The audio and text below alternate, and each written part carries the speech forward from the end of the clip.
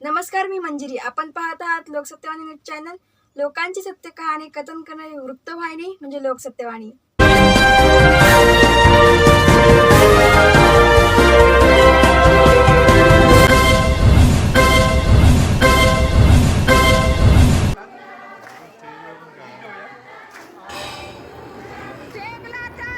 कणकवली तालुक्यातील कळसुली भोगनाथवाडी रहिवासी संघाचे त्रिवार्षिक स्नेहसंमेलन संपन्न. डोंबिवली पश्चिमकडील जोन्हळे शाळा येथे रविवार 12 एप्रिल 2026 रोजी तळ कोकणातील सिंधुदुर्ग जिल्ह्यातील कणकवली तालुक्यातील कळसुली भोगनाथवाडी रहिवासी संघाचे त्रिवार्षिक स्नेहसंमेलन भव्य स्वरूपात संपन्न झाले. या कार्यक्रमात मुंबई स्थित असलेले गावातील ग्रामस्थ मोठ्या संख्येने उपस्थित होते. प्रमुख पाहुणे म्हणून डोंबिवली पश्चिम भाजपा महिला आघाडीच्या सौ प्रिया जोशी आणि माजी नगरसेवक प्रकाशजी भोईर उपस्थित होते.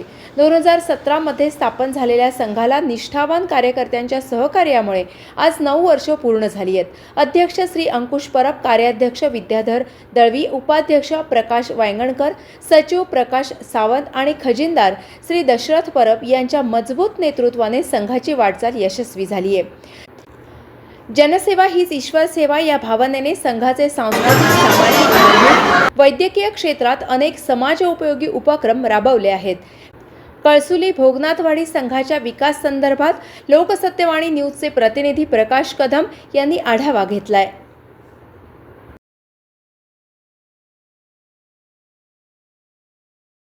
अध्यक्ष अनंत परब,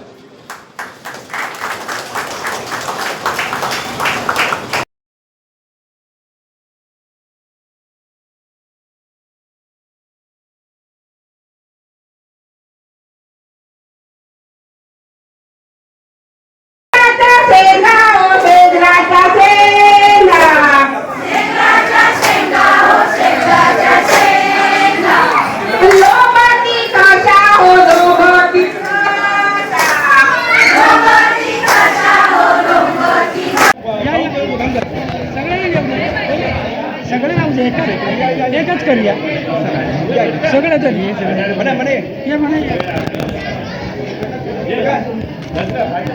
पुढे हो मी प्रश्न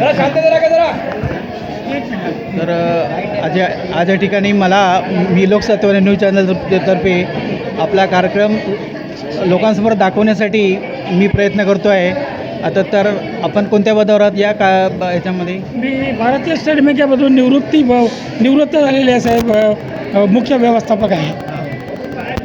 चीफ मॅनेजर या पदावरून मी निवृत्त झालो भारतीय स्टेट बँकमधून. आता हे तुम्ही काम तुमच्या गावचं काम किती वर्षापासून करताय?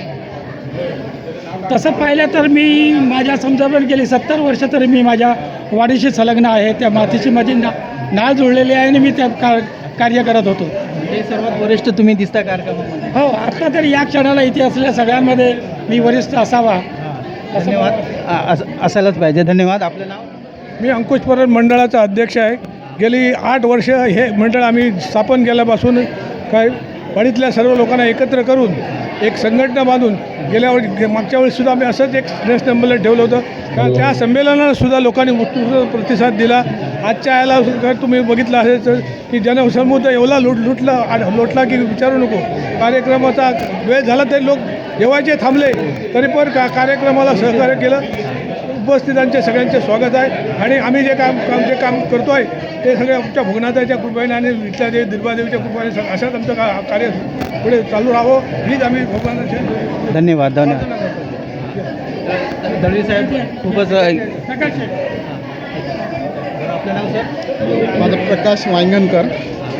मी कळसुली भोगनाथवाडी रहिवासी संघ मुंबई या संघाची स्थापना गेल्या 9 वर्षापासून झालेली आहे. तिथपासून कार्यरत आहे. एक सामाजिक कार्य म्हणून याच्याकडे लक्ष देऊन आपल्या प्रत्येक समाज बांधवांशी एकनिष्ठ राहावं.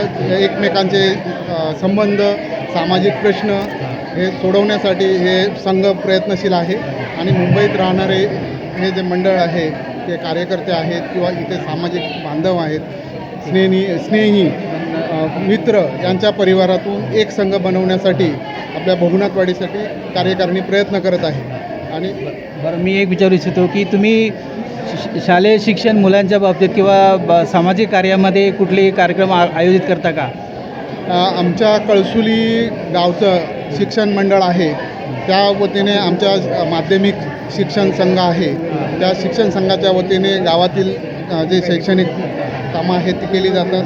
तसेच आमचे ज्या वाडीवरती एक जिल्हा परिषद शाळा आहे त्यामध्ये संघ हा एकमुखाने तिथे छोट्या मोठे जे सांघिक कार्यक्रम असतात त्याला मदत सहकार्य करतो. अच्छा, मी सर दळवी साहेब, तुम्ही पर्यावरणबद्दल तुमचं काय नियोजन आहे का गावच्या ठिकाणी? आज पर्यावरण खूप ऱ्हास होत चाललेलं आहे, तर प्रत्येक माणसाने ह्या गोष्टीबद्दल थोडं लक्ष द्यावं. कार्यक्रमाबरोबर पर्यावरण टिकलं तर आपण टिकू, तर याबद्दल तुमचं काय नियोजन आहे गावाला? निश्चितच पर्यावरणाचा प्रश्न हा फार मोठा घन झालेला आहे. कोकणासारख्या एक नैसर्गिक तिथे खाण आहे, निसर्गाचं देवाने फार मोठं सौंदर्य दिलं आहे. अशा कोकण पट्ट्यामध्ये पर्यावरणाचा प्रश्न खरोखरच फार मोठा जटिल झालेला आहे. तो पर्यावरणाचा प्रश्न सुटण्यासाठी प्रत्येक नागरिकाने प्रत्येक नागरिकच जर तत्पर राहिला, नागरिक जर हे राहिला तर पर्यावरणाचा प्रश्न ॲटोमॅटिक मिटतो. आपणच त्या ठिकाणी कचरा टाकला, पिशव्या टाकल्या किंवा गुटखा वगैरे असे काही खाऊन जर आपण थुंकत गेलो किंवा तर पर्यावरणाचं बिघड होतं. दुसरी गोष्ट, पर्यावरणाच्या माध्यमातून बोललात ते योग्य त्याचं उत्तर मी दिलेलं आहे. त्या पलीकडे मंडळाचं जे आमची रणनीती आहे, मंडळाचा जो कार्यक्रम आमचा जो आहे तो कार्यक्रम गेले आम्ही 9 वर्ष आहे त्रैवार्षिक स्नेहसंमेलन आज आम्ही आयोजन केलं या ठिकाणी. हे आयोजन करण्यामागे एकच आमचा उद्देश आहे की माझ्या भोगनाथवाडीमध्ये माझे जे सर्व आहेत, आमचे जे नातेवाईक आहेत, आमचे जे मित्रमंडळी सोडात आमची भावकी आहे सर्व, आम्ही एक परिवार आहे. भोगनाथवाडीमध्ये आमचा एक परिवार आहे आणि परिवाराला एकत्रित घेऊन आम्ही या ठिकाणी हे कार्यक्रम करतो.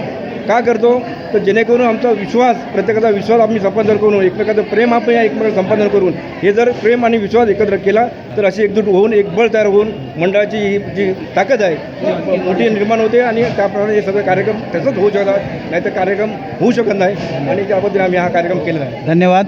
परत एकदा मी सांगतो की तुमच्या सगळ्या जे गावचे रहिवासी आहेत त्यांना एक झाड लावायची विनंती करा. नक्कीच करणार. हजारो झाडं तयार होते दरवर्षीप्रमाणे. आमचा पुढचा कार्यक्रम असेल. धन्यवाद.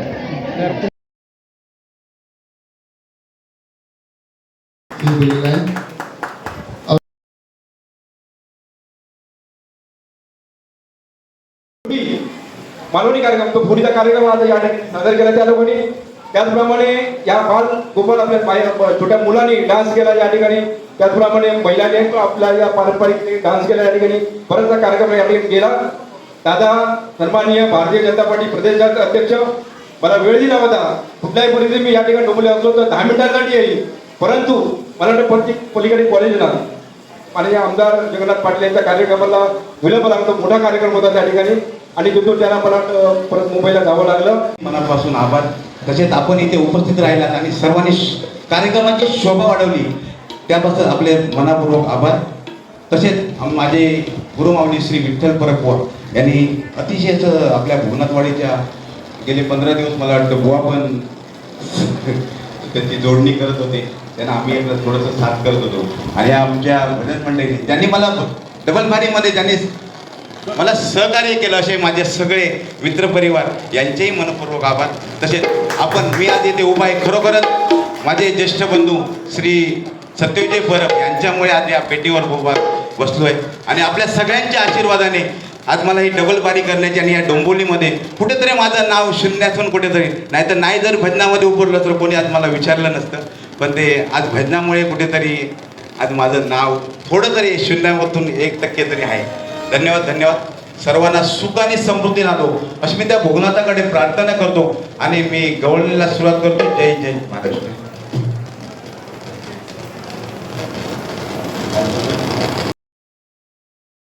ताज्या आणि महत्त्वपूर्ण बातम्या पाहण्यासाठी लोकसत्तेवाणी न्यूज चॅनलला सबस्क्राईब करा व बेल आयकॉनवर क्लिक करा.